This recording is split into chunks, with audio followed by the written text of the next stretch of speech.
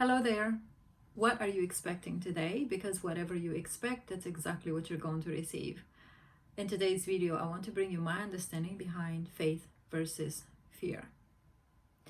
It wasn't but 2 days ago, and the coaches and mentors that I surround myself with, we were discussing faith versus fear. And just like a Rubik's Cube, my mind began to shift and lock into place. It's as if I had the aha moment or revelation, or the lights came on, right? And this is what she said. We all have faith. That means we all have imagination, but we can use it against us or for us. That means we use thoughts for us or against us. So you have faith in the negative, or you have faith in the positive. But we use faith. Faith is nothing but the operant power. Faith comes by hearing, and hearing of the Word of God. Well, you are God. If your mind tells you something right now, or it comes through the mind throughout the day, and you agree with that, that's your faith. Meaning you hear something coming into your mind, a conclusion. Yeah, they don't like me. Yeah, maybe I'm not good enough. Yes, maybe my business is not going to perform. And you keep coming into agreement. These thoughts, you pick them up and you allow them to land into your subconscious mind through repetition. That's your faith at work. You keep hearing those things, and through hearing the word, your own words, it turns into a belief. Faith comes by hearing, and hearing by the Word of God. Well, you are God. If you don't like your own thoughts, you should submit yourself under coaches and mentors that think higher than you. Not better than you in the sense that they're better, but they have learned how to tap into that vibration and sit there constantly, thinking only of what they want, not what they maybe could get, but only of what they want, because they know the power of decision. And you can watch the previous videos on the power of decision. But when we think of fate, I want you to think of it this way. Am I using it for me or against me? That's all you've got to think about. That means, am I using my thoughts and imagination for me or against me? You are energy. Energy is laws. Am I using the laws for me or against me? The laws of mind. The laws of mind says hold on to something for a long time and it will come reality. It's a boomerang. These thoughts reflect. It's like, you say this. It's like, let's say if you're in the mountains somewhere and you send out hello and you hear back hello. That's the universe speaking back to you. Out of the void, what you think is void, it's not. You called out your own voice. You send it out, but you called it out at the same time. That means to come back to you. That's the boomerang. And you know a boomerang does that. You throw it in the universe and it has its way of coming back to you. That's your own word. Those are your own words and thoughts. Remember, your thoughts are energy, or they're electric. And when you allow yourself to think something, your brain goes bzz, bzz, right? Like an SOS thing, kind of thing, like tick-tick-tung, tick-tick-tung, tick-tick-tung, tick-tick-tung. You keep sending these signals out, somebody's gonna reflect those back. You're gonna get an answer back. You're gonna get a circumstance back. It's inevitable, but that's how the law works. So when we think about faith, you should say, oh, do I want a circumstance in the nature of my thoughts? Oh, I don't think they're going to do business with me. Is that what you want? Them not doing business with you. When you should say, oh, of course they're going to do business with me. Of course they're going to do business with me. That's exactly what I want. But we come from fear. So we're using faith against us. We're using these laws against us. That means we're going for what we think we might get, or we don't even go after what we want. So how do we dissolve fear? Just by becoming conscious and aware. Hey, wait a minute. I'm allowing all these negative paradigms to take me down the rabbit hole. And I'm going to do this for you right now. And I wasn't prepared for this, but I like to do things on the spot because I always talk from the heart. I don't talk from script. So you might see this in a different way because of the nature of my phone. But I am going to put these here for you. And let's say, and I'm going to try to write them the other way. So the phone could actually pick up on it in the correct way for you. All right. So I'm going to write this down for you.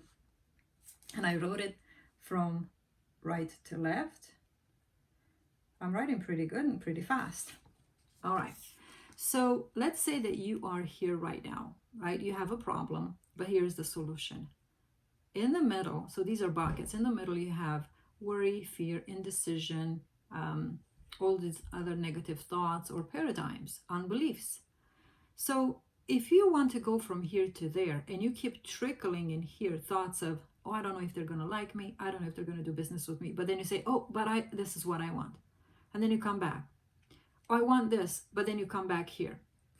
It's as if, think of it, you're losing energy or thoughts in here.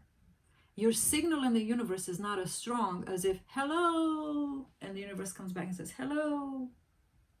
Every time you go in the middle and you stop there and be in the thoughts of fear or rejection or unworthiness or low self-image, guess what happens?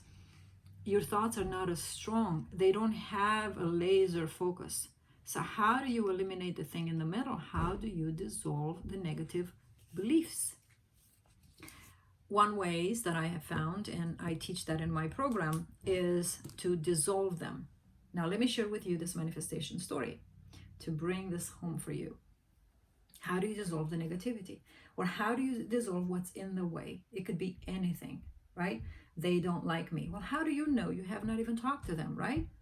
But we allow the mind to go in that place. So whatever it is that's in the way between here and there, and you not having and you having, let's eliminate what's in the way. So how do I do that? Well, first I have to start with a decision. What is it that I want? Well, I want this. Okay. Now you're conscious and aware that you don't have it. So in this particular story, I was going to visit my youngest daughter every other weekend. And I began to notice that her room was getting messier and messier and messier. She's an artist. She does wonderful things. She's probably the most intelligent person I've ever met. And she has a website dictionary in her mind. She will know a politician. She will know a historian. She will know the name of the star, how the star is formed, how this is done, how that's not done. Why is this way? Why that's not that way? I mean, she will put you intellectually, she will put you into a place of shame. So I admire that in my daughter. She's also a wonderful artist. She loves to paint and create. So you can imagine, 17, she's got clothes here, paint brushes over here, books over here, computers, games, hair stuff, ponytail stuff, this and that, everywhere. She's in clubs and school, so her room is full of anything and everything. Well, every time I walk in it and I want to go and sit on the bed, I have to face what's around me and I don't like it. So I kept telling her for maybe 3 weeks, hey, what would your friends say? Why don't you clean your room? Have you thought about cleaning your room?